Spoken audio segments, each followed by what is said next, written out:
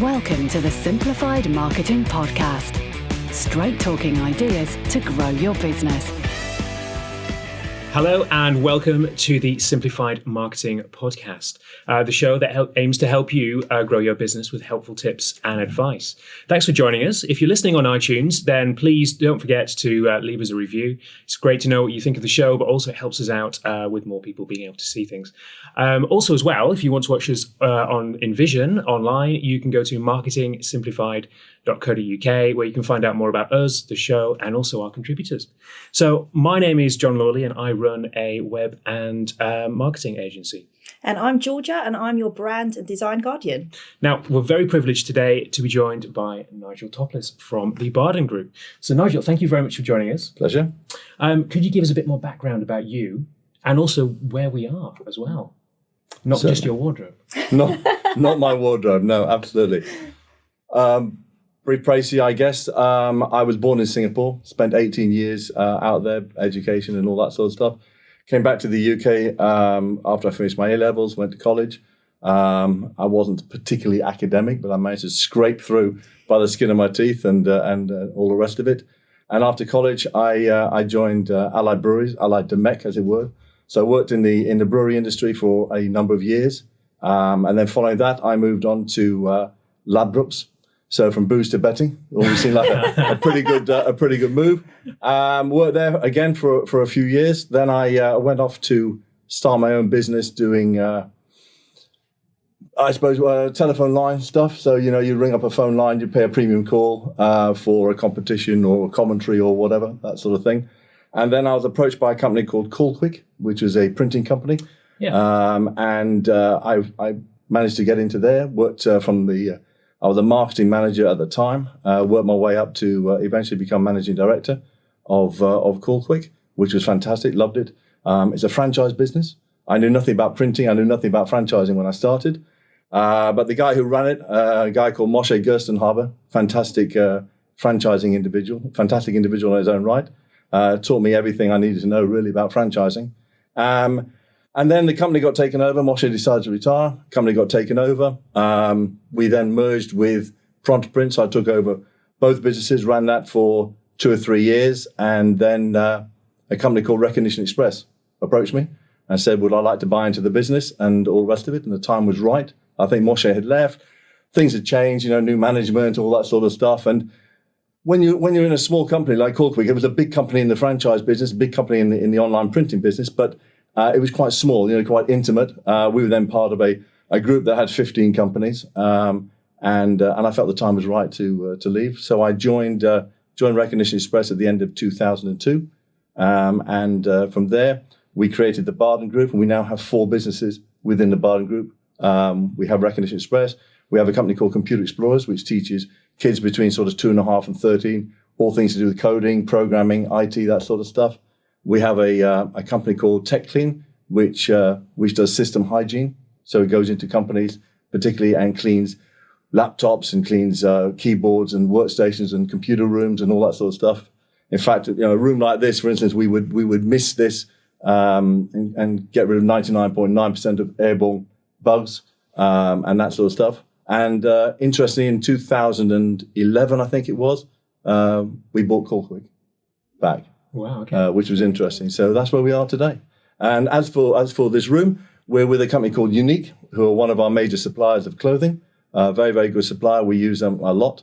They're very reliable. And we're very grateful that they've allowed us to use today. Brilliant. Yeah, it's just about the same size as my walk-in wardrobe. Oh, I thought so, yes, yeah. Yes, absolutely. Yeah. So that's a really varied career in business. What's been I suppose the highlight of that? Oh, I think there've been a number of highlights over the year. I think right from the beginning, to work for a company like Allied Breweries, right at the beginning of my time, you learned such a lot. They were a company who, a little bit like a football club who encourages young people, young trainees to come through and all the rest of it. Allied Breweries were one of those people who gave you a lot of responsibility very young, but there was always a safety net of people around you. So they taught you a hell of a lot. We moved from department to department. There were a number of companies within Allied Breweries, so I moved from Burton-on-Trent, which was the headquarters. I moved down to Essex. I moved into North London. I moved around quite a lot. They never caught me fortunately. And so that was a highlight. I think with Ladbrokes, I think to work in a sports environment is fantastic. It's very fast moving. Things are happening all the time. You're looking at the odds on one hand, you're looking at putting adverts in on the other hand, you're looking at different types of promotion.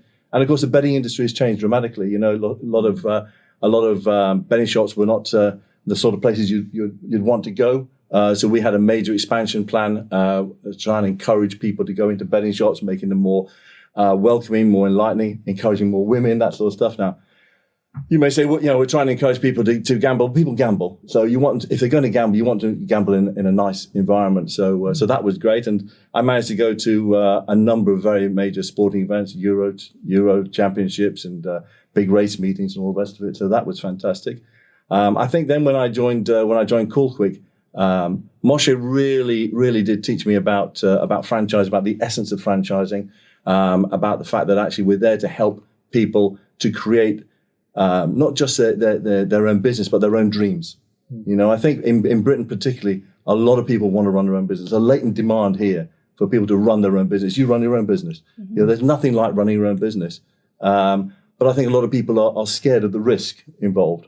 And the fact is that 8 out of 10 businesses fail in 2 years, but 9 out of 10 franchises succeed.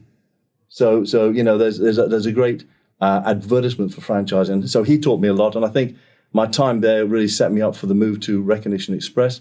Recognition Express started off by manufacturing badges. That's what we did. We started in 1979. We manufactured badges for things like supermarkets, hotels, hospitals, those sort of things.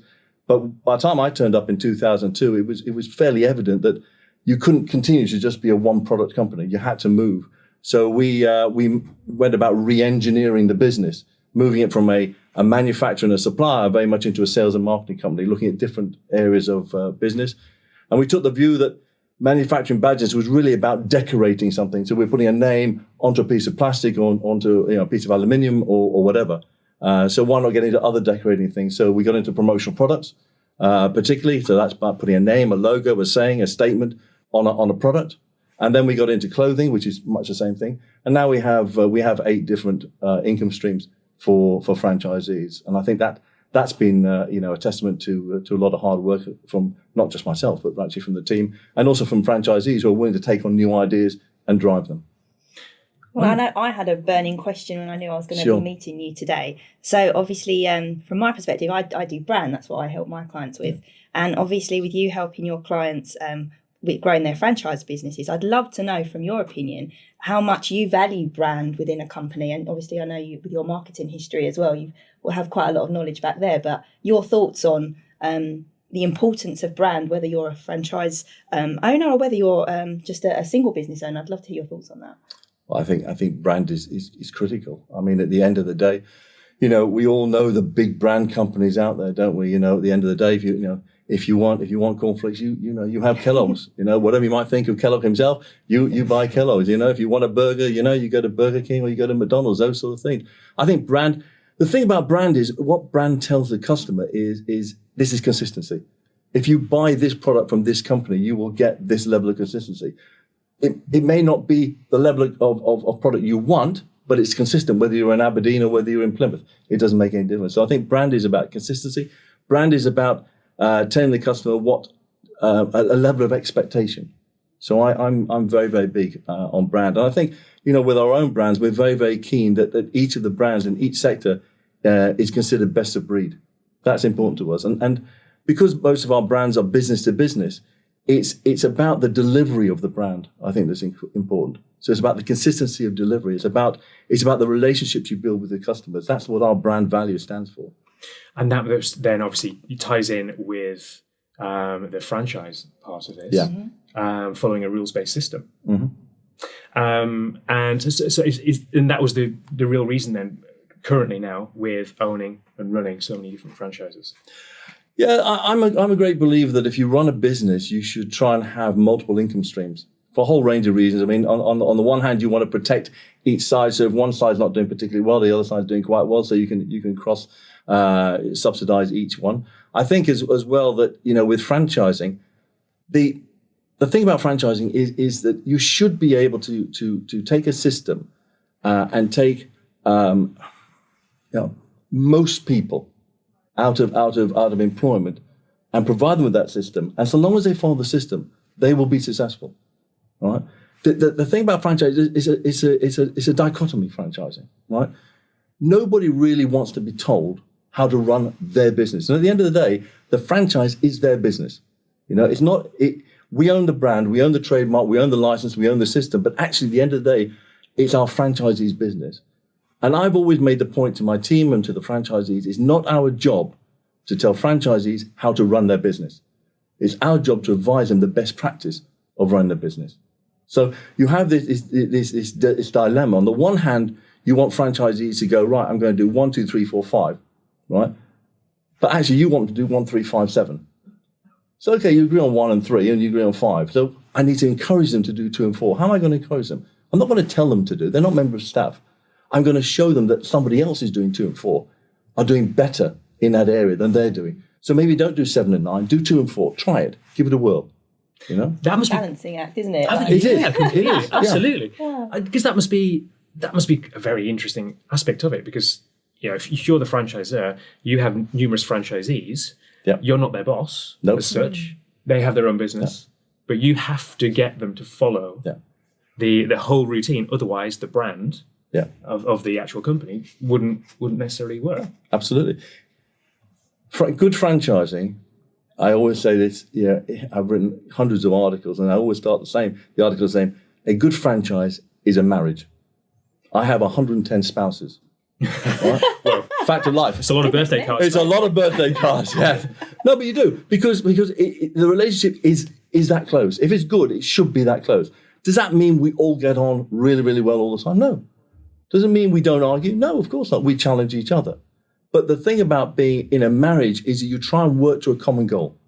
And that's the essence of good franchising, is to work together. And as a franchisee's relationship with the customers is paramount to their business, the franchisor's relationship with the franchisee is paramount to the franchisor's business and the franchisee.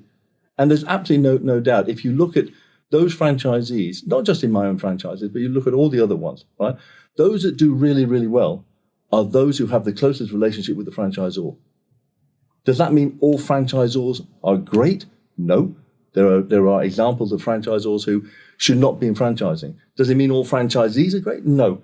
There are people who come into franchising who sometimes are buying a job. They shouldn't be in franchising. You want something more than someone who wants a job. You don't want an entrepreneur. Can I just say that? With all due respect to someone like Alan Sugar, to someone like Richard Branson, they would not make good franchisees. They would want to be the franchisor. They want to do things their own way. They have a little bit of a maverick streak that makes them entrepreneurs. What you want is someone who's an enterpriser, right? Someone who will take the system and mold it to their own way, right? But use the essence of that system to be successful. I was going to ask what makes a good franchisee, but I think you've covered that tick box. But how do you find new franchisees then? Who stands out as someone who would be? If you get the answer to that question, will you let me know? Listen, But is there a strategy? Is there a way within your business that you work through that? We think so. We've been quite successful. As I say, we have 110, 115 franchisees now across the 4 brands. Have we always been successful? No. Have we sometimes recruited people who've turned out to not be right for the business? Yes. Whose fault is that? Ours, not theirs. Never their fault, because we should not have brought them in for whatever reason.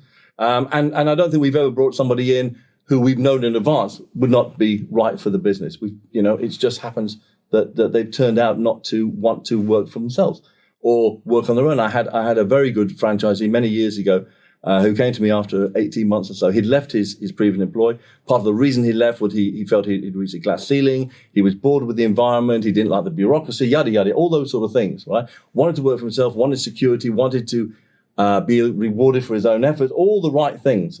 And he came to me one day and we sat down and chatted, and he said, I've got an issue. I said, what is it, Paul? I mean, you've done reasonably well first 18 months. You're on target. He said, I'm lonely.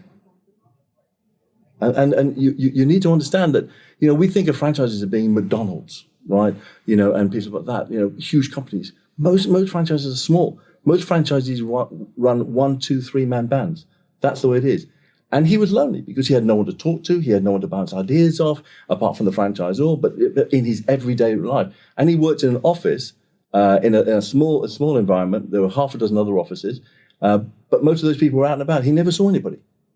And in the end, he left because he was actually personally miserable because he didn't have a contact. And you know what? He went back to his old company. Wow. He went back to the place that he left because he knew them. He felt comfortable. It was like a jacket around his shoulders. That happens. How do we recruit franchisees? I can tell you 25 years ago, we used to do lots of exhibitions, franchise exhibitions, where you would get, 10, 12,000 people coming over 2 or 3 days. They'd come to your stand, you'd have a chat to them, you maybe organise one-to-one meetings, maybe discovery day and all that sort of stuff. Over the years, I felt that exhibitions, there's been a proliferation of exhibitions, so therefore there's been a dilution with the number of people. They become very expensive. I don't think the uptake has been anywhere near what it was when I first started. So we moved, as well into magazines and all the rest of it. Magazines are quite good, but of course, magazines, if you pick up a franchise magazine, there'll be some good editorial in there, no doubt about it, but there's also advert after advert after advert after advert. So apart from designing the ad to stand out, there's not a lot you can do because you're against advert after advert after advert. And these days now we use online portals for the most part. We still do a little bit of press advertising. We still do the odd exhibition now and again, but for the most part, we advertise on portals. And I think there are 3 types of people who you're looking for. There's those people who understand a little bit about franchising, right? Want to get into a franchise, know that they would be quite good in a franchise. So they look for something franchising, right? So they might go to an exhibition, they might pick up a magazine, they might go onto a portal, they might look at the BFA website, those sort of things. They're the easiest group, but of course they're the very smallest group, and everybody in franchising is targeting those people. Then there's another group of those people who want to work for themselves, but are not quite sure how to go about doing it, right? They've never really understood about franchising. They've probably never even heard of franchising, but they want to work for themselves. They're a more difficult group to get a hold of, but you need to try to get hold of those people because I think they're the richest field out there. And then there's a whole range of other people who, frankly, you don't want to get hold of.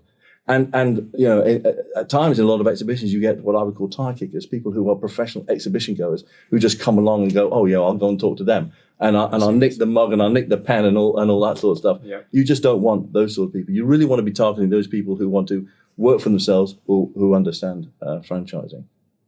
There's loads of really interesting points there, I think. So we've just recently done an episode. I'm sure that the two of us can associate with the loneliness within Most business. Definitely. Yeah. And one of the previous episodes that we have done, 2 young guys in fitness training business. Their whole strategy is about keeping people engaged. You're not by yourself. You're within a group of people. Absolutely. And that helps people stay with them, doesn't it, for a longer amount of time. But I suppose the motivation for people to be stepping out, moving out from their own business or a comfortable environment to want to do something which is undoubtedly going to be difficult, but rewarding at the same time. Yeah. Which I imagine, running a business, running a franchise is that. And maybe a lot of people don't realize actually how many franchises are out there.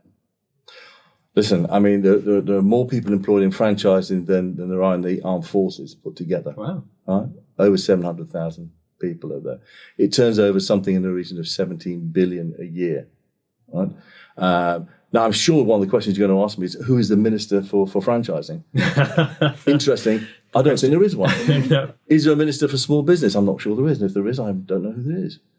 Is it all rolled up into enterprise? But yes. Well, the issue is, look, there's what, 4.85 million small businesses out there, small, medium-sized businesses out there, however you define an SME, and there are various definitions of it. We're a nation of shopkeepers. We are a nation of small, medium-sized businesses. We should have more emphasis in that area. I mean, I get on my hobby horse and I talk about, where's the interaction with government? Where's the interaction with local government? Where's the interaction with universities and the rest of it? I sat down 20 years ago this year with Lancaster University and helped them write a franchise elective. It's been going for 20 years. I go and lecture there every year and all the rest of it to a whole range of students, which which is fantastic. And we get great response and so on and so forth. Although I have to say, every year I go, I'm a year older than the students are the same age, which is really, really weird as an experience. But how many universities are promoting franchising? How many career advisors will sit in front of a kid and go, one thing you should look at is maybe look at working for yourself. Maybe you should look at franchising. Maybe you should look at something that's going to help you to build a business within a certain parameters. So they help you to build a business, not leave you on your own. I mean, it drives me insane, I have to say. That's such a fantastic point. I've been out of uni 10 years, so things may have changed ever so slightly. I know. I just realised the joke. But when I look back and I think when I was coming towards the end of my degree and I did graphic design, and it was all go and get a job in an agency, there was never the conversation with the lecturers or anything. Maybe you could start something yourself. Maybe you could go and, talk to the likes of the KallKwicks and things as well to, get some positions, get some experience, learn to maybe one day be a part of a franchise or to go your own direction with business. It was all about job. Yeah. And that's why so many of my friends, even 5 years later, were facing sort of very depressive states because they couldn't find jobs and they didn't even think in their heads, why don't I start something myself? It just wasn't the conversation. But if you've never been told, if you've never had that avenue open to you, you don't have a chance, do you? So, you're 18, 20, 22, whatever age it is, whether you're leaving school or whether you're leaving university. And the people you look up to, your advisors, right, don't mention franchising. Why would you go into it? There's absolutely no reason to. How many universities would bring along a franchise company and talk about the essence of franchising, what it's all about, what do you get out of it, what are the benefits of it, and all that sort of stuff. Where are the banks putting the money behind helping young people to get into a franchise? Now, the banks are very, very good. I have to say we have a very good relationship with the banks. They fund, up to 70% of the loan, all that sort of stuff, which is really, really good. But that's okay if you are of a certain age, you've got a certain amount of money yourself, you've saved up enough so you can provide the other 30%. What about the 22-year-old straight out of university who's got drive and ambition and all those sort of things, has a certain set of skills, who wants to open their own business, right? And they've got nada. Where do they go? Apart from mum and dad? They don't go anywhere. So they have to go and get a job, when actually they've got all the right personality to go and work for themselves. And we're missing those people. And those people could be the people who are a catalyst for the economy. I mean, I wrote a paper called, about economic regeneration using franchising. What better way than to get local people to build their own business, employing local people, sourcing local product? Fantastic.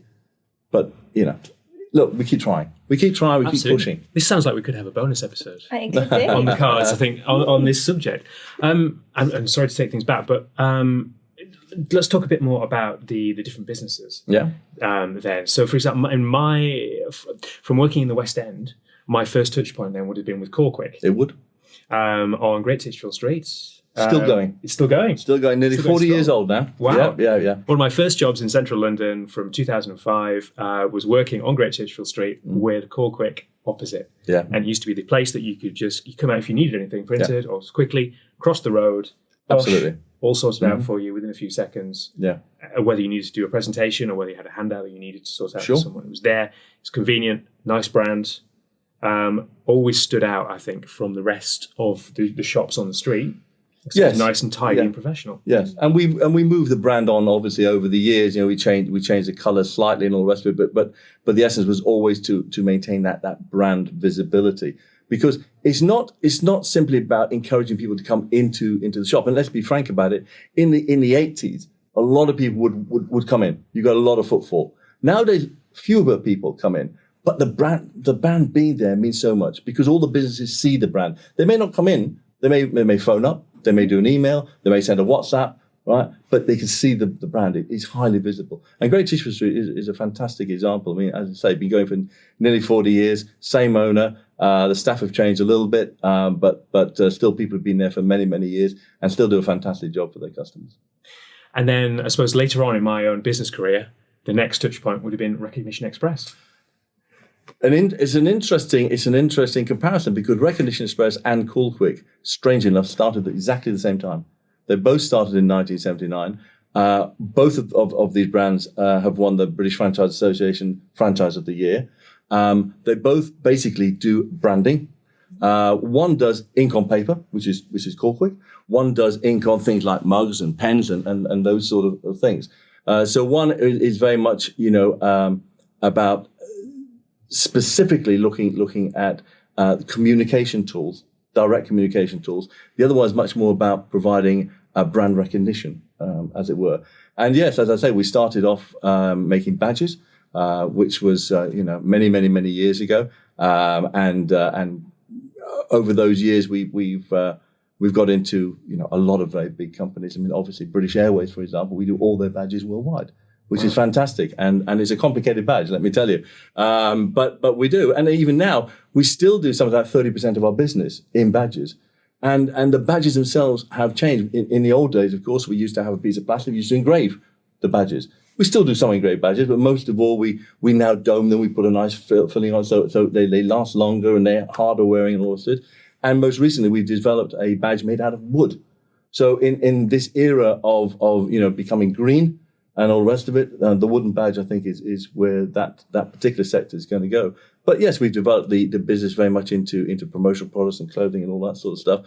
So now you can put your name, your brand, your logo, whatever you want on a whole range of things. Be it a mug that is not green or even a bamboo pen.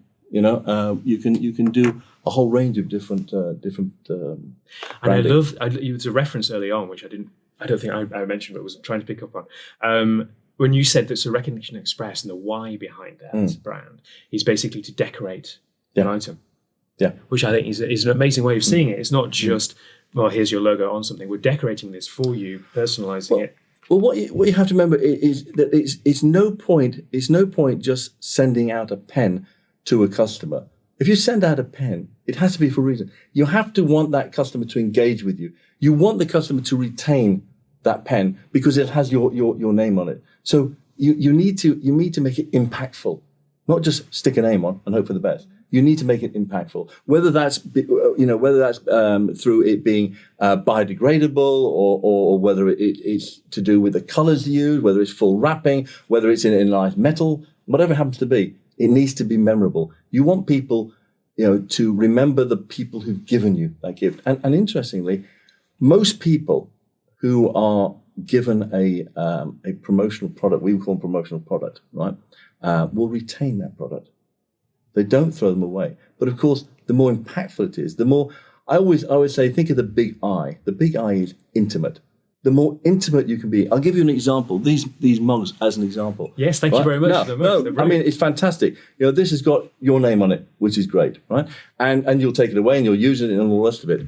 If I wanted to get into your company to sell products, what I would do is I'd ring you up in advance and I'd pretend to be some sort of researcher. And I say, listen, John, do you drink coffee or tea? And you go, well, yeah, I drink tea and it's black, no sugar.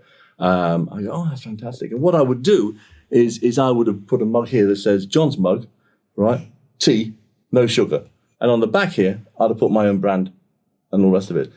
And then I would have rung you up a few days later and said, John, did you get the mug? I said, that's fantastic, thank you very much. I said, well, I'll tell you what, I've got the tea bag with me. Can I pop in for a meeting? Now, the fact is, you may or may not have a meeting with me, but I've got a relationship with you straight away because you've got my mug. I've now got the tea. You've taken the call from me. I've made that advance. By the way, best marketing tool ever created, that is, without doubt.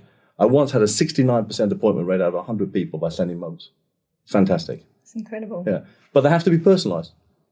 That's the key thing about, the more intimate you can be with your customers, the greater the relationship, the stronger the relationship, the more lasting the relationship. And with Recognition Express particularly, it's all about relationships. It's all about building that understanding with customers. And I like the way that you've researched the person first before targeting. Absolutely. I think in a digital world where people are obviously trying to make new connections all the time, there can be a lot of distance. Yeah. And the personalization of actually sitting down and talking to someone, having thought through how are you going to get your foot through the door to begin with, is a skill that we're losing. I think it is a skill. I think many people now complain about the fact in this digital age people are not great one-to-one communicators. I don't know how true that is. I mean, it's an opinion.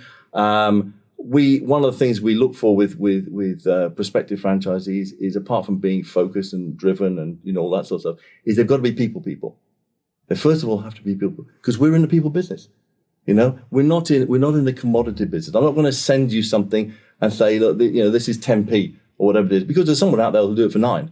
Rest assured, right? You can always find a product cheaper. That's not difficult. But to find someone who cares about your business, who will help you in your business. You talked about small business. I'll just go back a little bit. One of the things I also say to my franchise, use me as a non-executive director.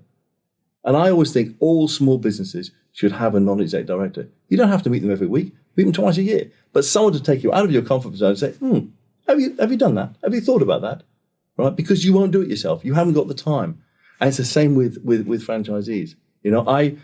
I go out 2 or 3 times a week, every week, right, meeting franchisees to talk about their business, to talk about what's going right, what's going wrong, the things they should do, the things they shouldn't do, why things have succeeded, why things maybe haven't succeeded. But just to take them out of the business just for a couple of hours, right, to make them look over the business rather than work in the business. And I think that's important. So I was watching The Crown the other day, which I many people do. Okay. Many people do, yeah. I mean, that's not a bad thing. If not, it's good. I recommend it. Netflix. So there was one particular episode with the Duke of Edinburgh. It's around about the moon landings. Mm-hmm. So the Duke of Edinburgh is getting really upset because he feels he's getting middle-aged and old and useless, etc., having his midlife crisis. But he is dying to meet the 3 astronauts who've just landed on the moon. And he has a royal visit and has 15 minutes alone with them. And he has so many questions about, what's it like? What's this happened? How do you do this? What were you feeling? And they, in the dramatization, they turned around to him and said, look, we didn't have time for any of that. We were following this checklist, this checklist, this checklist, this checklist to make sure that the mission was a success. And they were chosen specifically because they followed everything. They didn't deviate. And everything was perfect and all the way up and back down, and no one got killed and lost, etc. So it was the perfect mission. So that is there something in that then with a franchisee? Would you be able to put someone into KallKwick and move them to Recognition Express and vice versa? Or is it a different personality that needs to work in a different brand? 5 questions. I think first of all, there's no doubt that all good franchises have a system, a proven methodology of doing business. That's the first thing to say. The second thing to say is that, and I'm talking about my businesses. I'm not talking about other businesses that might sell food and all that sort of stuff. But in my businesses, our businesses are about relationships. So the rules, if you like, the system, the processes are, if you like, an envelope, right? But within there, you need to form the relationships how you form them. You need to have your own personality, right? So there is flexibility within the system, right, to build those relationships. So it's about using the rules, right, to structure what you do, right, but then using your personality to develop the relationships. That's the key thing. People buy from people.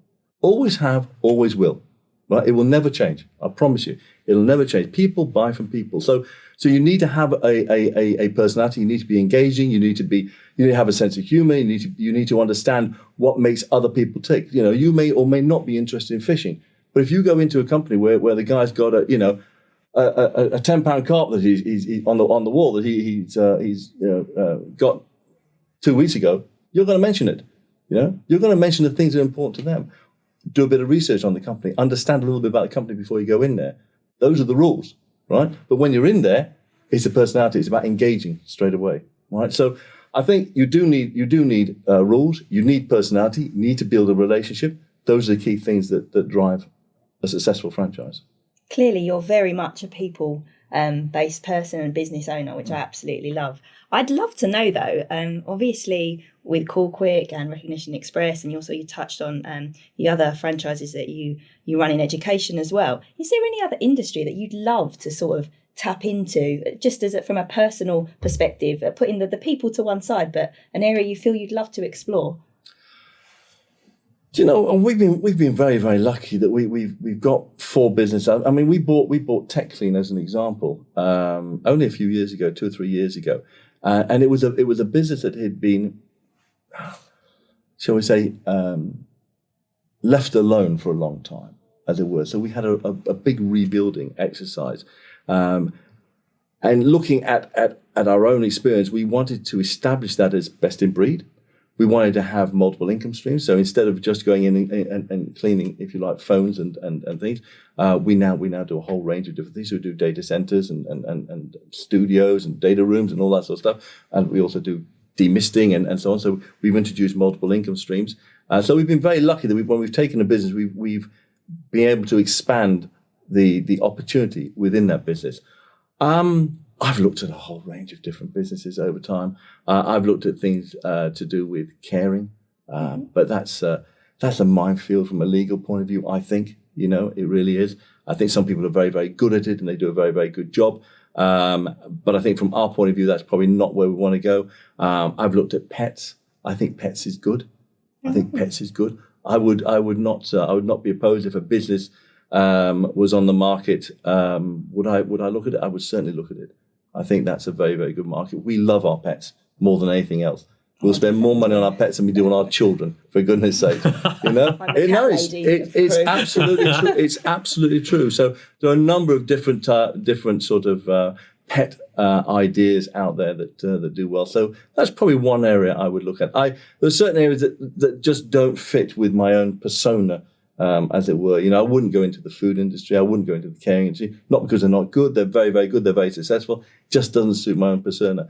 And I think we need to be true to ourselves. When I talk to a prospective franchisee, or I talk to prospective franchisees, just generally not about my own brand, I say, look, first of all, right, determine what you've got to spend. Don't overspend on a business because you'll always be in trouble. Secondly, and most importantly, do something you want to do. Right? You're not buying a job. This is not 9 to 5. This is 24/7, 52 weeks of the year, probably for the next 20 years. So you've got to love what you do. If you want to be outside and you want to be driving a van, do it. Don't be inside, working on cash flows and all that sort of stuff. It's not your business. Do what you want to do. So I think with ourselves, it's the same thing. Something that kind of fits with me and I can get emotionally involved in, I would look at, yeah. And this almost comes back then sort of full circle to what we spoke about the university students who go and study something that they're passionate about and come out really wanting to do the thing they love, right? But then feel, right, I need to start paying my rent. I've got these bills to pay. My student loan is completely gone. And they end up having to go down another route in life and never get to do what they were passionate about because they didn't realise there was options. So And franchisors, by and large, are very flexible. I'll say this live on your program, right? If there is a university out there, a business school out there, who want to set up a franchise on campus or with their students, right? I'll do it for free. I'll give them one for free. Okay, that's a challenge. I have a lot of contacts in the student world. Seriously, but they've got to do it properly. They've got to do it properly. They've got to set it up as a franchise. Right, not as some sort of gimmick. And I always thought to be very sensible. You set something up whereby you say, right, it's going to be run by first year students. And when the first year move on, the next first year students take it over. And the money that they've made in the first year goes to the students, right? They need to run it as a proper franchise. But you could do that. You could set up a franchise for free, right? And can you imagine how much that's going to galvanize the students? They're going to run a business properly, not just through theory, not just through research, but they're actually going to run it. They're going to make money out of it, right? They're going to develop it, right? They're going to add value to it because rest assured students, will add value to that business. They'll come back to the franchisor and say, you know what? We think it would work better like this or work better like that. We'll say, fantastic, we'll put those into the pot. When the next year comes on, well, we'll do the same thing again. It's that thrill, I don't know if it was just me, but the thrill of actually, starting out with the business that you've created, whether it's a franchise or whichever business it is, but then making the sales and seeing the sales start coming in is the real thrill I found. Yeah. And as soon as you know that things are working, the wheels of the machine start to turn. Yeah. Well, there's nothing in business quite like satisfying the customer. And when you satisfy the customer, you do that through making a sale. Yeah. Right. And if the customer's satisfied, you're going to get a financial reward. But more importantly, I think, even than the financial reward, is you're going to get the relationship, which means you're going to get repeat business. Yeah. And that I think is more through. I think you're right. Making a sale is great, and it's kind of a short-term buzz. But the long-term buzz is having that relationship with someone where you know that when they have a conference or an exhibition or they're launching a new product, they're going to come to you. You're their first port of call. Why? Because they trust you. It's not because you're cheaper. You may or may not be cheaper, but they trust you. They like you. They understand you. More importantly, you understand their business. You care about the business, so that it fits together. And that I think is the bigger thrill. Wonderful. So we could probably be here for hours, I think, discussing it. Thank you very much for your time. Pleasure. One last question. If you could have that time machine and travel back in time to find that younger you, what would be the one piece of advice you would give to that young man? I'm not going to be particularly innovative about this. I think you need to recognize that people who've been around for a long time have experience of life. If you can get more experience of life when you're younger and match that with the energy of being younger, you'll be more successful more quickly. Brilliant. That is brilliant. Thank you very much for your time. Pleasure. Really enjoyed it. So don't forget, if you're listening online, please get to the website marketingsimplified.co.uk where you can find out more about Nigel and his business. Thank you. Thank you. Thanks very much. That's all for this time, but don't worry, we'll be back with more soon. Stay tuned for new episodes at marketingsimplified.co.uk.